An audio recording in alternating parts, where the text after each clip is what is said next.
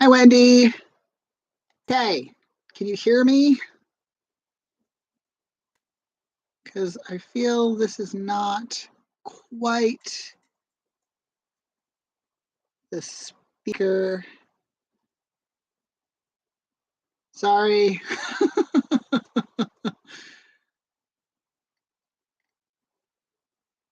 Okay, well, if you can hear me, then I will not worry about it. The little doohickey that tells me the levels is not moving. So it looks like there's no audio being picked up, but maybe there is. Hi. I'm excited you guys are here. I'm trying to figure out if I need to do anything else. This is definitely something that I should have made a list for. I did not make a list.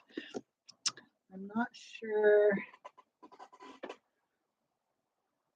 why this is quite as grainy as it is. Okay. Oh my gosh. I did not blow out my keyboard. I will not force you guys to listen to me blowing out my keyboard, but please know it's going to bug me. I'm also slightly worried that there's like background noise, but I will let you guys tell me if it's too noisy around. I got the snacky bone out for the dog, and then I abandoned it. So she's like next to me going like, "Where's my bone? Where's my peanut butter bone?"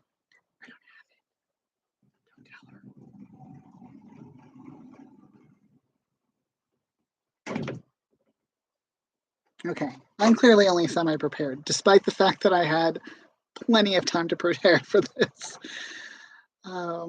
I do not love the lighting on this computer, but this is just where we are. It's just where we are, people. I have tea. What does everybody else have? Okay, maybe I am inventing the graininess issue. I have now lit a spotlight of yellow on my head. We'll try it without that because it's bothering me. Yes, okay, tea, good, good. I have a little herbal, I think it's called Throat Comfort, a yogi throat comfort tea. Sorry, I'm adjusting the lights, which I can do with my phone because we live in the future. I am live on YouTube. Okay. Thank you for your support, superhero.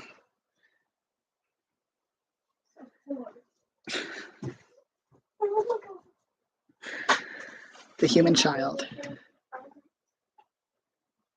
No, yours are fine. We're trying to coordinate our lights. Okay, so, oh yeah, okay. Pink Moon. I've never heard of Pink Moon tea. Wendy has a mocha, which sounds delicious. Kind of wish that I had mocha right now. Okay, whiskey. Nice, nice. Oh my goodness. I mean, I know it's my book, but I didn't do any of the work that I'm bragging about. This cover and it wraps to the back. Like, I just think that this paperback is my favorite. They even did the like colors of the cover for the little numbered list that they made. I just think it's lovely. It's nice to really enjoy the paperback, which I don't buy or keep paperbacks generally. Yes, thank you. I think it's great. And again, I'm not bragging about my work because I didn't do the picture, I didn't do any of it, but I just think it looks great. Yes. So here we are. It's release day. I want to thank everybody for all of your support. A lot of people have been retweeting and reposting stuff, which is always super helpful. I know reviews are getting posted, all of that stuff. Even just, hearting when I post is just a great reinforcer. And it makes this crazy job and industry feel a little less alone. So thank you to all of you, because I know you guys do this stuff. It's really, really helpful. And I don't know, should I just like read? I was really only just going to read the very beginning because I don't want to read through too much. Dog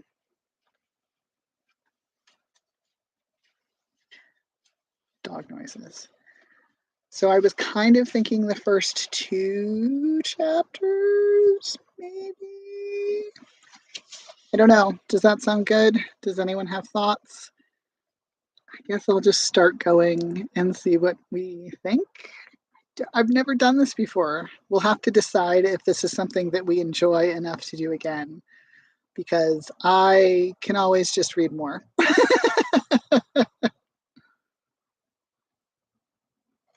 Okay. So this is the book. It's called Book Boyfriend. I wrote it. It's by me, Kris Ripper. This would be the hell of a time for a reveal. Like, I didn't write it. It was written by my cat. It was not. My cats are not allowed to write, though. Sometimes they try to edit, which is, in fact, not helpful. No, I can't read it all. Oh my gosh. I read, there's a story, The President's Protector, and it's not a novel. So I was just like, oh, I'll read it. Yeah, it took hours. Just didn't know. I just don't know. I don't know from reading speed. Okay, let's do a little reading. I'm going to take a sip of my tea. Okay, Book Boyfriend. Chapter 1. I mean, I don't know if I'm framing this correctly. Do people try to read with the book showing? I think that's probably more interesting than just my face. Chapter 1. It all started when Art's like my best friend or whatever, turned up on my doorstep in the rain, crying. Well, not exactly my doorstep. The doorman called me because there was a person crying in the lobby. I mean, I didn't know it was Art immediately. It was more just incoherent crying person for you in the lobby, with an undercurrent of, it's slightly disruptive to have an incoherent crying person in the lobby, so maybe take care of it ASAP. Thanks. Since I don't have a lot of positive experiences with crying people, I was a little eek emoji about it on my way down. Were they even my crying person? If they were incoherent, maybe they belonged to someone else in the building, and when asked who they were there to see, they somehow slurred their words and the doorman misheard Preston Kingsley Harrington III instead of whatever the crying person had actually been trying to say. I was all set to suggest this as a likely event when I saw them, him, Art, incoherently crying in the lobby. His bangs were darker than usual and dripping rainwater down his face. His normally cheerful, fuzzy pink unicorn backpack was looking soggy and morose, and he was holding on to, was that a computer tower in a trash bag? Which was dripping a steady puddle onto the cracked marble tiles of the lobby. Art, oh my God. The thing is, Art's my best friend, and he's also like, okay, he's also something else. Something that doesn't really have a name, a word for it.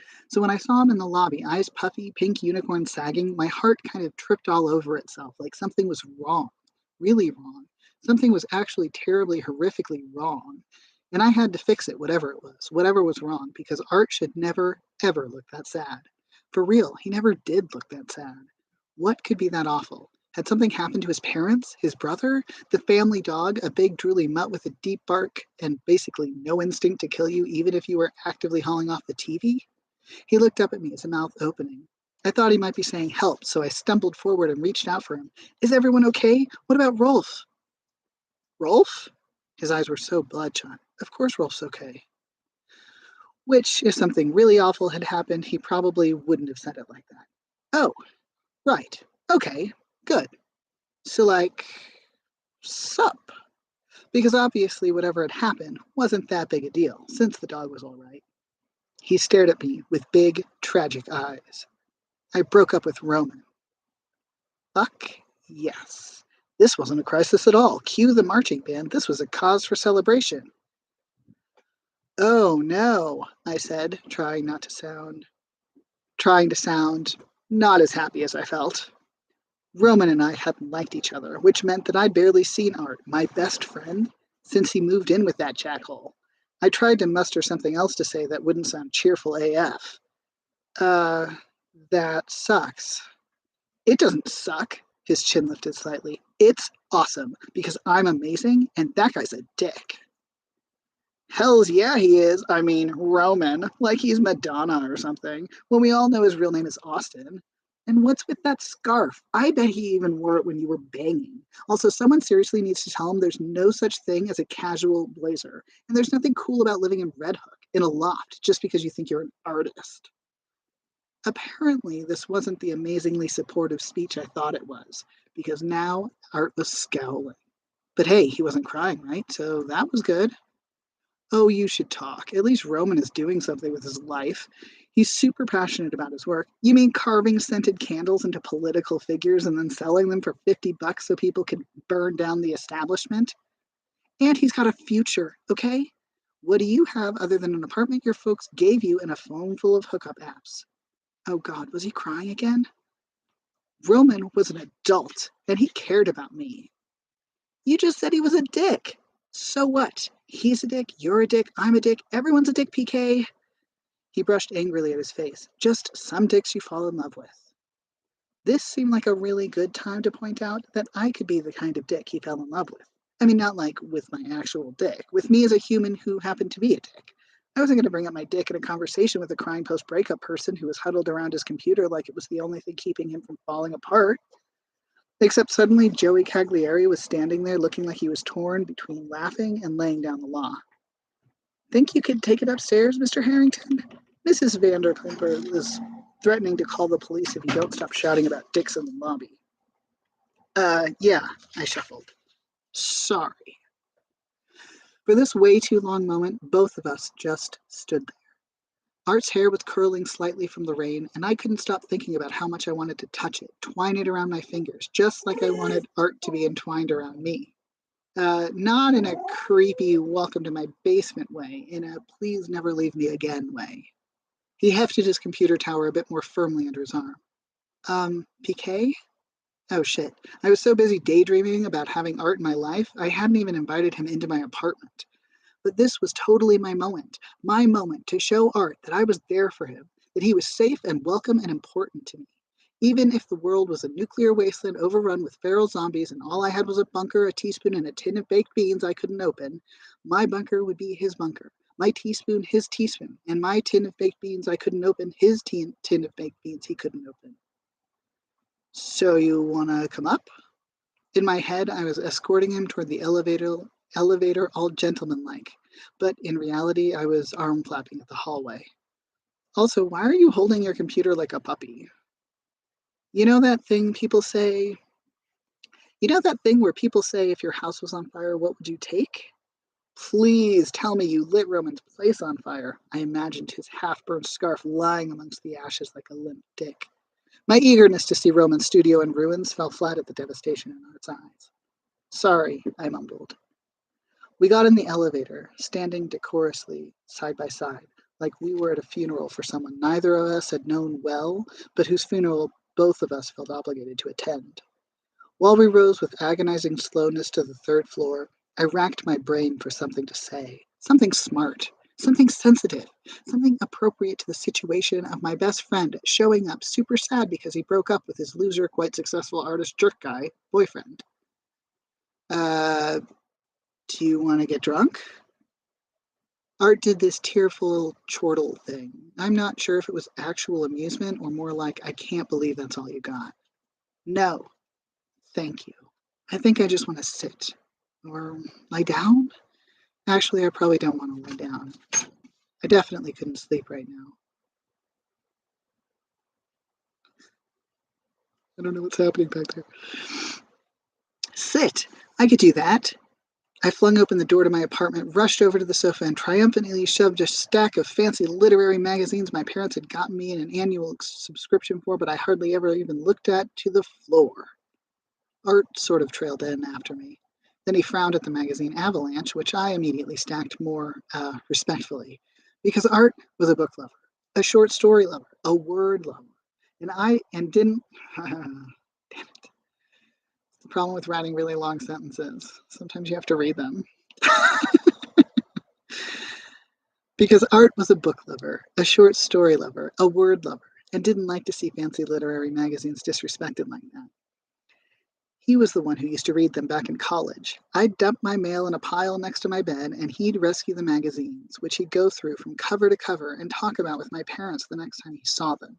In his extended absence, they'd gone largely unread and unloved. But all that was over now. Art was back, sans that jerk Roman. I gestured, "Please have a seat on this luxurious sofa I have cleared for you." But he just kept standing there, clutching his computer tower, staring off into space, but at least not lecturing me on the proper way to stack magazines I didn't care about.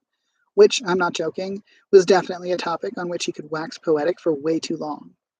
He'd been working at the same bookstore since he was 18, and he takes that stuff for serious.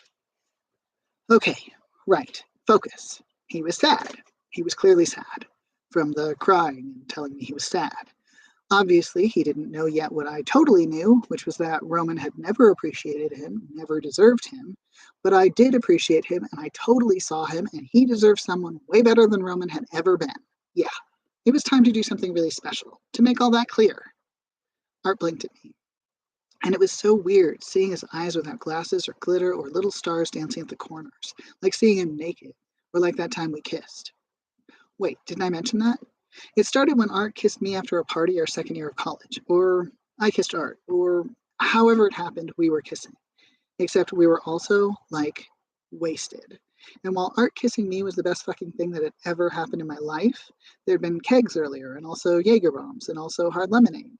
So it was like, oh, this is what everything is supposed to feel like. But also, I'm going to throw up. And those two things were majorly not compatible. I had to tell him, hold that thought. And Art said, sure. And his eyes were a bit bloodshot because kegs and Jaeger bombs and hard lemonade.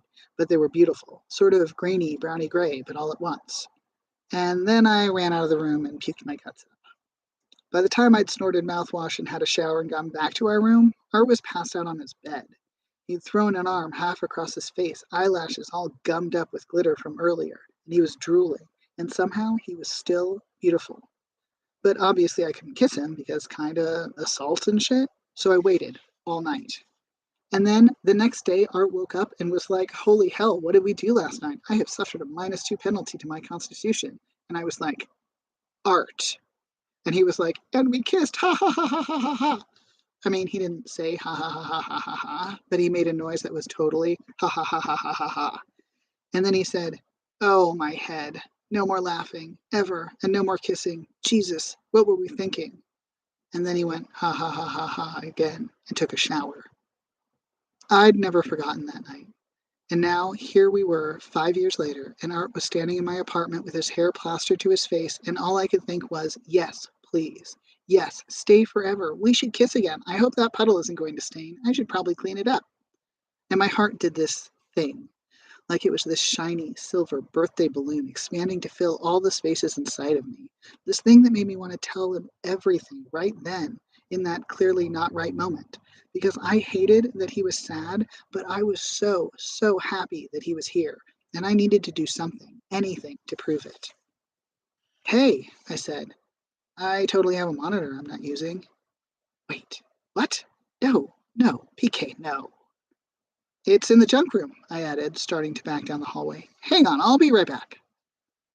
Y'all, can I just say that word repetition annoys the living shit out of me? And the first probably 8 books that I published, I read aloud to myself before publishing them because that's like basically the best way to figure out when you've just repeated a word twice in one sentence. And clearly I should go back to doing that because this is really bugging me. Sorry, that's just a little side note, a little marginalia for you. Right. Hang on, I'll be right back. The spare bedroom in my place, and it's not like my parents gave it to me, just the renters moved out right before I graduated, so it made sense for me to, move in. Was supposed to be a guest room, but I also had workout stuff in there and my old computer and random junk I hadn't gotten rid of yet. Like the second monitor I picked up when the computer lab at school was revamping, because I had this great vision of myself at a desk with 2 monitors looking super serious. Or also maybe because Art had two monitors and I thought that was cool. Anyway, I had this monitor, which I brought out into the living room and plopped on the coffee table, moving some dirty dishes covertly to the floor, my shoe kind of nudging them under the table itself. So let me see your tower. He surrendered it. He surrendered it without comment, his eyes following my movements in this glazed, lost way. Felt a lot more comfortable when he was shouting about dicks. I hooked everything up and turned it on, waving my hand like a magician. Please enjoy the computer I have brought to life for you. There, you can play games or watch Netflix or porn or whatever. Why did I just say Why did I just say porn out loud? I mean, not porn. Or porn.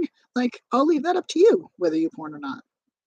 Art blinked at me, his eyelashes brushing the skin beneath his eyes, making me think of wings. Roman said I liked my computer more than I liked him. I wish. Actually, I wish he liked me more than he liked Roman. Which he should have, because bros before gender neutral in no way sex shaming hoes, right? But the bros v hoes battle, I'd lost hard. That just proves my point that you're way better off without him. Time to move on, Artie. He sighed, heavily, the kind of sigh that sounds like the dramatic dying gasp of someone in an old movie. It's not that easy. I'm pretty sure it is. Yes, but an eon passed while he stood there in my living room, gathering his thoughts. And then he came out with, I have been afflicted with a significant debuff called heartbreak. I wanted a fairy tale romance, and what I got was my prince turning into a toad. I wanted to tell him he was perfect, that he'd find someone else, that he deserved his prince, someone who would give him everything he needed without complaint, someone who wasn't jealous of his computer, someone who knew what a debuff was, because I was pretty sure that twit Roman didn't. Buck up, I said. What doesn't kill you makes you stronger. This is why you're my port in the storm, PK. He sounded exhausted, because you're so sensitive. I am? My heart beat quicker, like maybe we were going to have a moment. Oh my god, no. Sarcasm. I slumped. Oh, right. You're the only person I know in the city who has a spare bedroom. Do you mind if I crash here for a few days, just until I figure out what the hell I'm doing with my life? No, of course not. Stay as long as you want. Which was exactly what you'd say if your best friend, or whatever, showed up on your doorstep / in your lobby in the middle of a rainstorm. At least it was raining, because he just dumped his tool of a boyfriend.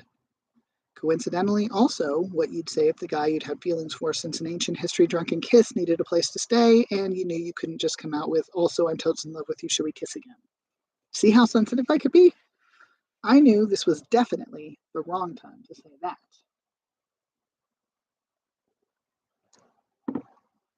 Thanks. He started towards the junk room, guest room, which was when I remembered that aside from unused monitors and fitness equipment, I'd also stashed a bunch of home spa stuff in there. Nothing weird or anything, just like a neck massaging thing and a foot bath and also a manicure set. Maybe if I skirted around him, hey, watch it. Sorry, I called, frantically trying to get there first. Why don't you, wait a minute while I clear away some of this crap? Like I haven't seen all your stuff before. We used to live together, you know. Yeah, I know. It was no use. The apartment was not that big, and Art was right behind me. I started shifting stuff around, hoping to at least cover the box for the next hoping to at least cover the box for the neck massager. It was one of those like suggestive looking things. Not that I'd ever used it for anything but my neck, and this one time my thigh after I'd strained something in a freak coffee machine accident at work. He didn't see the massager, but he honed in on, is this your manicure kit? It's cute. I didn't know why my face felt like it was on fire. Yeah, I read this article about how to be taken seriously in the work world, and it said that personal grooming is an underrated quality. So I bought a thing for my nails, but I had no idea how to use it. And then I Googled, but I got really confused about cuticles, so I gave up. I said it all really fast, and Art was just kind of staring at me. What? Is that weird? I mean, it's just my nails or whatever. I didn't say anything about it being weird. Why are you acting shady about wanting a manicure? How did it somehow sound worse when he said it like that? I didn't. I'm not. I thought, I don't know. I couldn't figure it out anyway, so I never managed to actually do it. His lips twitched up a little on one side, and he reached out to pat my arm. Manicures are nice. I can help you if you want. Anyway, I think I'll take a shower if that's okay. Yeah, sure, of course. My house is your house. I mean, obviously it is. Well, you're staying here. Not like you need my permission to take a shower. I forced a laugh. Could I borrow a towel, though? I didn't exactly pack sensibly. A towel. One of my towels. Art was going to use one of my towels, after a shower. Yeah, right here. I had exactly 3 towels. The one I used myself, the one I'd once put down when I'd had an public plumbing issue, and this super fancy towel my mom gave me when I was in college that was so soft and posh that I'd never dared use it and had stored it up out of the way in a cabinet so I wouldn't accidentally grab it the next time I had a plumbing issue. Here, I said, bestowing it upon Art like it was bathed in celestial light and angels were singing or something. Ooh, it's the your mom towel. I'm super honored. I'm gonna go cry about my dipshit ex-boyfriend in the shower now. He blew me a kiss and disappeared into the bathroom. He blew me a kiss, and he also touched my arm and told me he'd help me with a manicure. And now he was getting naked so he could cry about some asshole dude. Serious downer. Serious downer.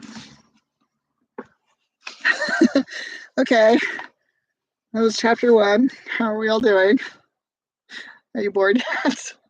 It's real weird. It's real weird.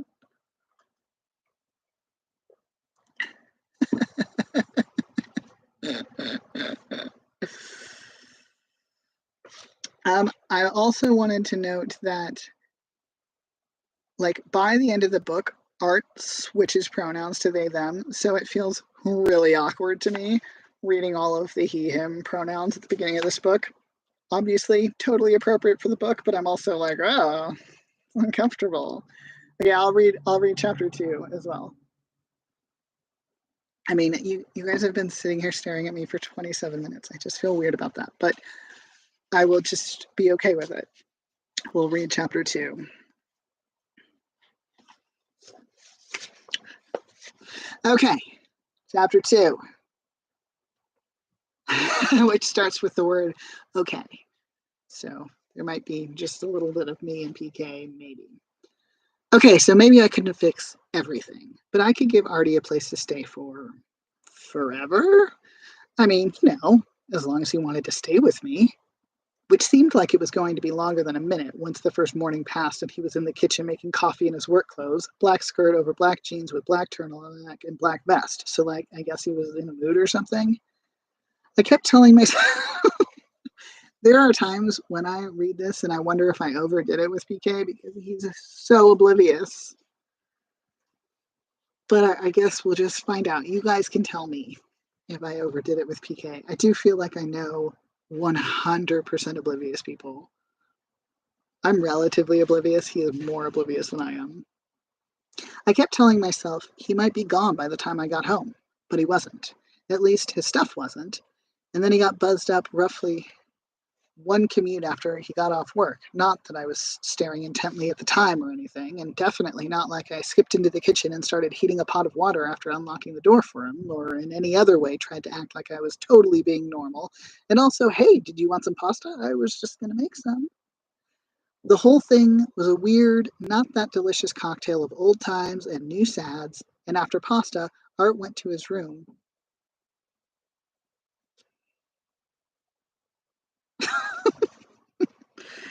And after pasta, Art went to his room / the guest room / the junk room and stayed there the rest of the night, which left me a little awkward.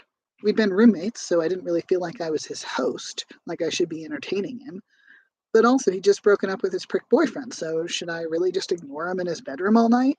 That felt a little uncool. On the other hand, what was I supposed to do? Barge in and demand he reassure me that he was okay? Obviously, that's what I wanted, but it probably wasn't what he needed. At least that's what I told myself while I paced around in my bedroom with the door open for an extended period of time, just in case he came out. He didn't. So eventually I did what I almost always do at the end of the day. Sat in front of my computer and tried to write something brilliant. I'd been playing with an essay about how the landscape of self-discovery had changed in the recent past. It was a lot harder to eat, pray, love your way around the globe these days, but it wasn't really going anywhere.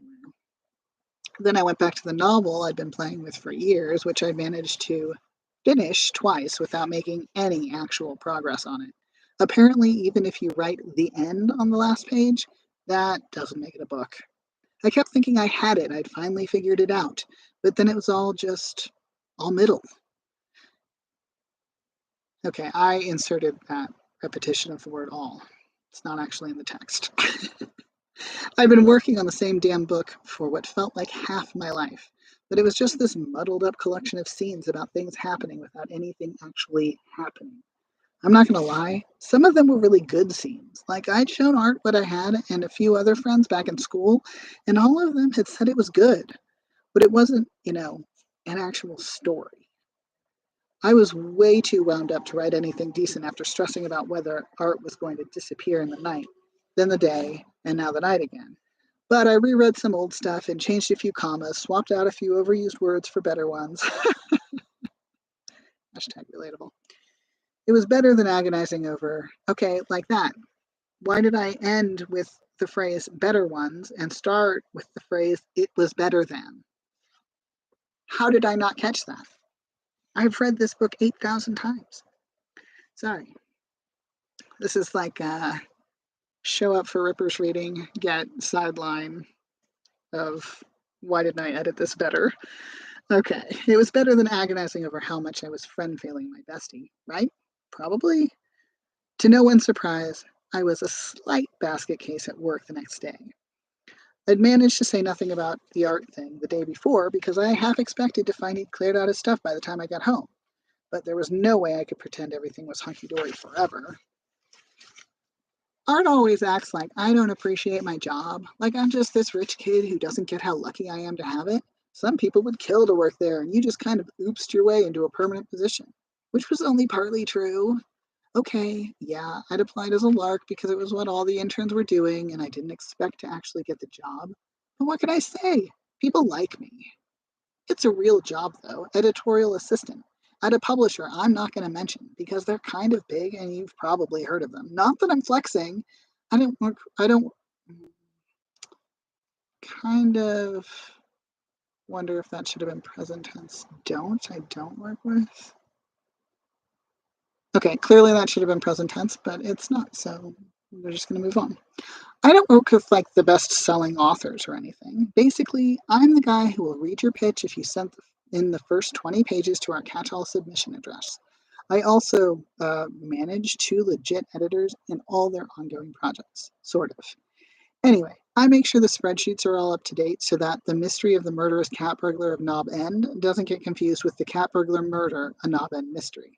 These things happen, but not on my watch, theoretically.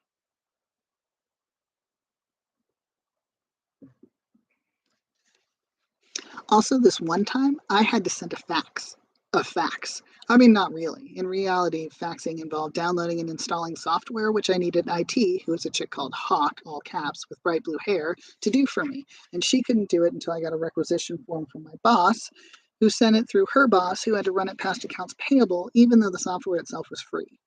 It would have made more sense to actually find a fax machine, if that kind of thing even still existed. I saw pictures when I was Googling how to send a fax. My work bestie Maggie is also an editorial assistant, but she works specifically in romance for a terrifying editor named Adams. And I say terrifying with all the affection in the world. She was my supervisor when I was an intern, and apart from being brilliant AF, she's also a good boss. By which I mean she didn't make bullshit demands for coffee or picking up her dry cleaning.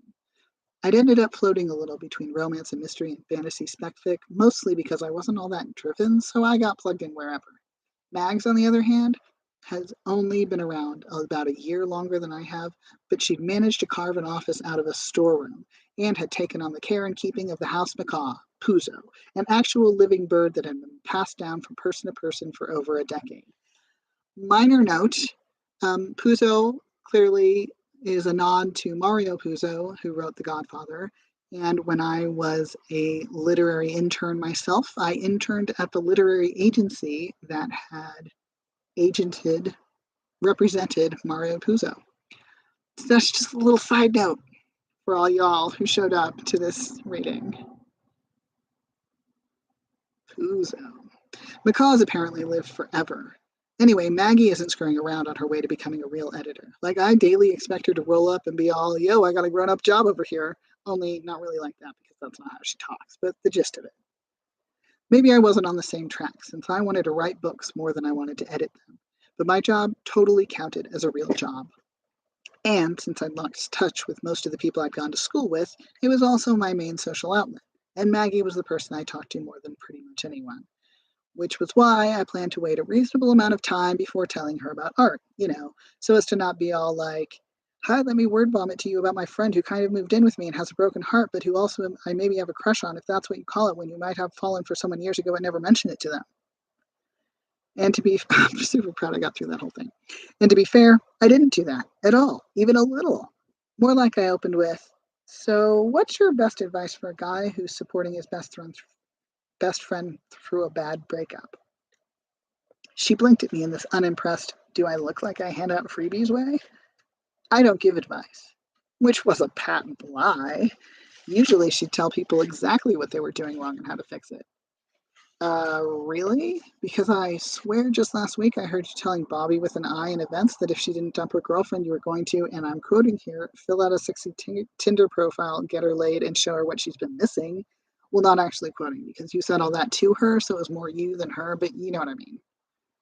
I should have done that too. I'm so over Bobby's girlfriend woes. Is that what you need, PK? A Tinder profile and a good bout in the sack or wherever you like doing it?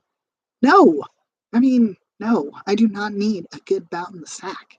And God, no, I don't need a Tinder profile. Full disclosure, I already had one and it sucked. Tinder, not my profile. Maybe my profile too. Outcome murky. Plus, I didn't want someone randomly on Tinder to take notice of me. I wanted Art to take notice of me, to really see me the way I really saw him. Maybe the question I should have asked her was, how do you get your best friend who you maybe have a crush on to realize that you totally see them? Except that would make me sound ridiculous, so I didn't say it. Well, Maggie demanded, I'm basically only offering Tinder profiles and kicks in the ass right now, so... Wait, is this an ex of yours? Because the last thing you should be doing is soothing your ex over their new ex. That way life's madness, ice cream, and makeup sex that you only later find out was rebound sex. Ask me how I know. This time I blinked. So... Should we I waved my hand ineffectively. Do you want to process or something? Are you having feelings? Oh my dear God. No, I do not want to process. Stick to looking fit and making coffee, sunshine. What's your deal right now anyway? Nothing. Just my best friend has been with this idiot artist for months now and just dumped him. So my friend came to my place and now he's super duper sad all the time and I have no idea what to do about it. Maggie's forehead creased in an unflattering way. You mean you don't know how to fix it? Yes, what can I do? I didn't mean to flap my hands around, but it happened without my consent. They did a flop, flap, flop motion like they were trying to fly away. He waves his hand, he flaps his hands. Writers. You can't do anything. Wait, what do you mean? She shook out her extraordinarily long hair and started doing something with it. Oh my God, anything, something, doing things.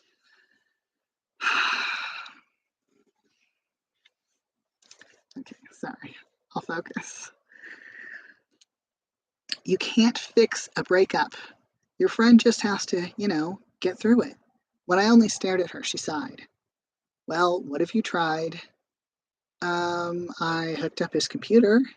Sure, in the living room, so he'd ended up having to unhook it all and put it into the bedroom, but I had hooked it up in the first place. And I found him a spare toothbrush that I'd gotten the last time I went to a dentist. I got him a towel. Not got him. I already had the towel, but I did find it and give it to him to shower with. Not give, lend. You're totally hopeless is what I'm hearing. Hey, I'm not. I'm a good friend, right? And he's all kinds of mopey and bummed and staying in his room a lot on his computer, except when he's at work. And when he's at home, he's in his room and his eyes are all red like he's been crying. And it's breaking my heart. It's sad, I finished weakly. Yes, PK, breakups can be sad. Good talk. Maybe you should tell him that, really share your wisdom there. Why are we even work besties again? She grinned. Because I didn't get you fired on your first day when you forgot you were answering a work phone and said, "Look, I like your penis just fine. I thought we were talking about your feet," to one of our VIP authors. Okay, okay, okay. No one ever has to say that out loud ever again. And I fixed it. That's why we're work besties. You get yourself into muddles, and I come in and clean up after you. That's a total mischaracterization. What about the time you couldn't find that spreadsheet and I saved the day? I couldn't find that spreadsheet because you randomly renamed it and saved it to the P drive instead of the G drive, which, all right, is technically true. Okay, first, the file naming taxonomy is a freaking joke and I made it better. And second, I think the important thing to remember about that incident was how I executed a single search and managed to find the misplaced file, thus saving the day. You fixed what you broke that time. Did you break up your friend and the artist? No, not for lack of wishing they'd break up, but I didn't actually do anything to make that happen. Though the number of times I'd thought about how much better a boyfriend I'd be, and how shitty that mononymed prick Roman was, and how he was always making Art feel lousy about himself. Let's just say if you could will people to break up, I'd be guilty. But since you can't, I wasn't. Probably not much you can do. Be there for your friend. Art. His name. It's Art. Why was that important? Except she was my work bestie and Art was my life bestie? Was that a thing? Or did that just sound like a euphemism for boyfriend straight out of a 70s movie? Except for the bestie thing, which I don't think they had in the 70s. So be there for Art. Honor his needs. Maybe encourage him to, do something other than mope and work if that seems like a thing. But if it seems like moping and working is appropriate for him, even if it makes you uncomfortable, suck it up, Buttercup. I wasn't always the most insightful person on the planet, but even I could see she probably had a point. Is it insensitive if I really hope the moping part goes away soon? She patted my shoulder. Just don't have sex with him thinking you're helping. I choked. 10 to 1, it fucks everything up. Rebound banging works best when you barely know each other. You've banged each other in the past, but neither of you have feelings for the other. Have you banged him in the past? Oh my God, could you not say things like that so loudly? She eyed me. Why? Why don't you want me to talk about you banging your best friend? Wait, did you? Spill PK? No, never. I mean, we kissed once, but it was only once, and it never went further than that. I rubbed at my face. It was only once. Uh-huh. It was. She opened her mouth to say something else, but then her phone rang, and, to my serious relief, she had to answer it, so I quickly escaped to initiate a round of coffee drinks, which was bound to keep me occupied until Maggie forgot the whole thing where I just accidentally mentioned how Art and I kissed that one time. It wasn't quite a clean getaway. I really, really wanted to fix things for Art. But part of the problem was he'd gone all in on Roman. Like the dude was a royal flush, when at best he was a pair of twos. Or, okay, maybe a pair of threes, but he wasn't better than that. And what did it make me that Art, who spent so much time with me over the years, never saw me as a winning hand at all? Wait, I didn't really play poker. Was that the phrase winning hand? Because that sounded vaguely metaphoric, like you'd see it in Shakespeare and act like you knew what it meant and then go to the bathroom and Google it on your phone just to make sure you weren't making a fool out of yourself. Anyway, why wasn't I obviously a better dude than freaking Roman? Just because I wasn't a fancy artist guy with a loft and red hook. Except that wasn't the whole story because Art wasn't materialistic. He was a romantic. He liked stories about love conquering all and the triumph of the human spirit, people coming together despite everything that kept them apart. Stories about charming artists wooing sweethearts with candlelight and poetry. Fine, okay, Rowan probably had game. But I could have game. I could woo. Maybe I should Google wooing. I mean, who even knew what that meant, really? I could figure it out, was the point. I could woo Art. No one on earth was better suited to wooing Art because I knew him better than anyone else. But not like right this second. I didn't have to Google, should you woo your best friend who you kissed this one time in college and secretly had a crush on or maybe have been in love with ever since, right after he broke up with his asshole boyfriend, to know that now is definitely not the right time to woo. I'd start small. We'd mostly texted over the last however many months it had been when he'd lived with Roman, but we'd spent most of college as roommates, so it wasn't like we were starting over. Art, my best friend, needed, like, stability and stuff. He needed to feel okay again. And who other than me would be able to make him feel that way, right? So I could provide an upbeat home life that did not incorporate candlelight, but also didn't incorporate the way Roman used to low-key dismiss his interests in computer games and romance novels and nail polish and really anything that Roman didn't care about. And his fashion sense and that super cute way he used to sometimes stick a ribbon clip in his hair just for fun. The more I thought about Roman, the more I wanted to punch him. I mean, metaphorically. I don't actually punch people. In my life, I've never punched anyone or been punched by anyone. I mean, pushing, okay, a little, but not punching. But if the dude who made art feel bad walked up to me randomly in the cereal aisle at Duane Reade, I would have hit him. Or more likely, I would have been like, dude, what the fuck? And he would have been like, and who, pray tell, are you? And then vanished in a puff of opium smoke because guys like Roman didn't shop in the cereal aisle at Duane Reade. We don't have Duane Reade in California. I racked my brain of memories of living in Manhattan to try to remember what the fuck that store was called. I think I had to Google it. Duane Reade, yes, obviously. Okay, whatever. The point was, I could be Art's best friend, and he'd eventually work out that my stellar best friend qualities indicated I would be an ideal boyfriend, and then we'd live happily ever after. Made perfect sense, except for the way Maggie's banging your best friend phrase kept bouncing around in my head like a pinball, distracting me for the rest of the day. The worst part was how, if I closed my eyes, I could still feel his lips on mine, even though we kissed exactly one time years back. Maybe the kiss was a really long time ago, but having him around brought the memory so much closer. Also, you can tell that at one point that sentence was, even though we kissed exactly one time years ago, but then I had to go in the next sentence, so I changed it. Sorry, I'm sure that's a really great comment. I just think it's funny when I see the echoes of my own edits. The memory and the old fingers clutching at vapor sensation of just barely missing the greatest thing that could ever have happened to me. That is the end of chapter 2. I have been reading at your poor selves for 47 minutes, so I will stop. I do want to thank you all so much for coming. I really appreciate it. Yeah, the book is out. I'm thrilled. I'm so excited for everyone to meet these characters. I loved writing it. I loved PK's voice, even when he's a bit obnoxious. I adore art. I would write so many shorts with these guys and their friends because they're wonderful and they make me very happy. So, yeah, cheers. Thanks for celebrating release day with me, y'all. Bye. I'll put that in.